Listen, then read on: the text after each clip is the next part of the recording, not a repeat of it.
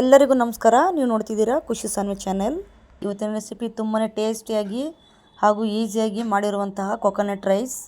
ನಿಮ್ಮ ಮನೇಲಿರುವಂಥ ಪದಾರ್ಥ ಬಳಸಿ ನೀವು ಈ ರೀತಿಯಾಗಿ ನೀವು ಟ್ರೈ ಮಾಡ್ಬೋದು. ತುಂಬಾ ಟೇಸ್ಟಿಯಾಗಿ ಬರುತ್ತೆ. ನೀವು ಚಿತ್ರಾನ್ನ, ಪುಳಿಯೋಗರೆ, ವಾಂಗಿಬಾತ್ ಅಥವಾ ಪಲಾವು ಈ ರೀತಿಯಾಗಿ ತಿಂದಿರ್ತೀರಾ. ಒಮ್ಮೆ ಈ ರೀತಿಯಾಗಿ ನೀವು ಟ್ರೈ ಮಾಡಿ ಕೊಕೊನಟ್ ರೈಸ್. ತುಂಬಾ ಟೇಸ್ಟಿಯಾಗಿರುತ್ತೆ. ತುಂಬ ಸುಲಭವಾಗಿ ಮಾಡ್ಬೋದು. ಬನ್ನಿ ಯಾವ ರೀತಿ ಮಾಡೋದಂತ ನೋಡೋಣ.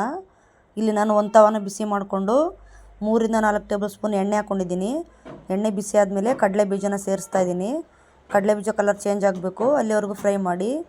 ನೀವು ಬೇಕಿದ್ದರೆ ಕಡಲೆಬೇಳೆ, ಉದ್ದಿನಬೇಳೆ ಅಥವಾ ಗೋಡಂಬಿ ನೀವು ಆ್ಯಡ್ ಮಾಡ್ಬೋದು. ಹಾಗೆಯೇ ಒಂದು ಸ್ವಲ್ಪ ಸಾಸಿವೆ, ಒಂದು ಸ್ವಲ್ಪ ಜೀರಿಗೆನ ಸೇರಿಸಿ ಒಮ್ಮೆ ಮಿಕ್ಸ್ ಮಾಡ್ಕೊಳ್ಳಿ. ನಿಮ್ಮ ಮಕ್ಕಳಿಗೆ ಲಂಚ್ ಬಾಕ್ಸ್ ಈ ರೀತಿಯಾಗಿ ನೀವು ಪ್ರಿಪೇರ್ ಮಾಡಿಕೊಡ್ಬೋದು.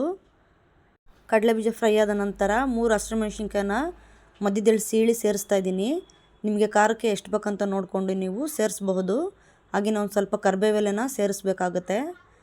ಇದಾದ ನಂತರ ಒಂದು ಮೀಡಿಯಮ್ ಸೈಜ್ ದೊಡ್ಡ ಈರುಳ್ಳಿನ ಸ್ಲೈಸಾಗಿ ಕಟ್ ಮಾಡಿ ಸೇರಿಸ್ತಾ ಇದ್ದೀನಿ.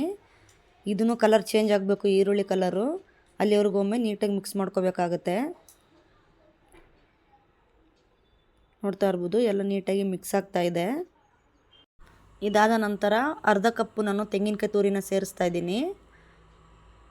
ಹಾಗೆಯೇ ರುಚಿಗೆ ತಕ್ಕಷ್ಟು ಉಪ್ಪು ಹಾಕ್ಕೊಳ್ಳಿ. ನಾನಿಲ್ಲಿ ಅರ್ಧ ಸ್ಪೂನ್ ಹಾಕೋತಾ ಇದ್ದೀನಿ. ಇದು ನಮ್ಮ ನೀಟಾಗಿ ಮಿಕ್ಸ್ ಮಾಡ್ಕೋಬೇಕಾಗತ್ತೆ. ತೆಂಗಿನಕಾಯಿ ತುರಿ ಪ್ರತಿಯೊಂದನ್ನು ನೀಟಾಗಿ ಘಮ ಬರಬೇಕು. 1 ನಿಮಿಷಗಳ ಕಾಲ ಫ್ರೈ ಮಾಡ್ಕೊಳ್ಳಿ. ಇದೆಲ್ಲ ಒಮ್ಮೆ ಫ್ರೈ ಆದಮೇಲೆ ಅರ್ಧ ಹೋಳು ನಿಂಬೆಹಣ್ಣಿನ ರಸನ ಹಾಕೋಬೇಕಾಗುತ್ತೆ. ಟೊಮೊಟೊ ಬದಲು ನಾವು ನಿಂಬೆಹಣ್ಣಿನ ರಸನ ಸೇರಿಸ್ತಾ ಇದ್ದೀನಿ. ಇದಕ್ಕೆ ಟೊಮೊಟೊ ಹಾಕೋ ಅವಶ್ಯಕತೆ ಇರೋದಿಲ್ಲ. ಇದು ನಮ್ಮ ನೀಟಾಗಿ ಮಿಕ್ಸ್ ಮಾಡ್ಕೋಬೇಕಾಗುತ್ತೆ. ಹಾಗೆ ಇನ್ನು ಸ್ವಲ್ಪ ಉಪ್ಪು ಹಾಕ್ತಾ ಇದ್ದೀನಿ. ಚೆಕ್ ಮಾಡಿದೆ ಉಪ್ಪಾಗಿರಲಿಲ್ಲ, ಹಾಗಾಗಿ ಒಂದು ಸ್ವಲ್ಪ ಉಪ್ಪು ಹಾಕ್ಕೊಂಡು ಮಿಕ್ಸ್ ಮಾಡ್ಕೋತಾ ಇದ್ದೀನಿ. ಇದೆಲ್ಲ ಒಮ್ಮೆ ನೀಟಾಗಿ ಮಿಕ್ಸ್ ಆದ ನಂತರ ನಮಗೆ ಅನ್ನ ಎಷ್ಟು ಬೇಕಂತ ನೋಡಿಕೊಂಡು ಸೇರಿಸ್ಬೋದು.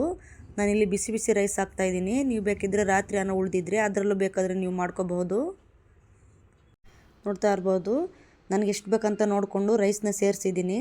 ಇದು ನಮಗೆ ನೀಟಾಗಿ ಎಲ್ಲನೂ ಮಿಕ್ಸ್ ಮಾಡ್ಕೋಬೇಕಾಗುತ್ತೆ. ಸೇಮ್ ಚಿತ್ರಾನ್ನ ಯಾವ ರೀತಿ ಮಾಡ್ತೀರಾ ಅದೇ ರೀತಿಯಾಗಿ ಸೇಮ್ ಕೊಕೊನಟ್ ರೈಸ್ ಇದು.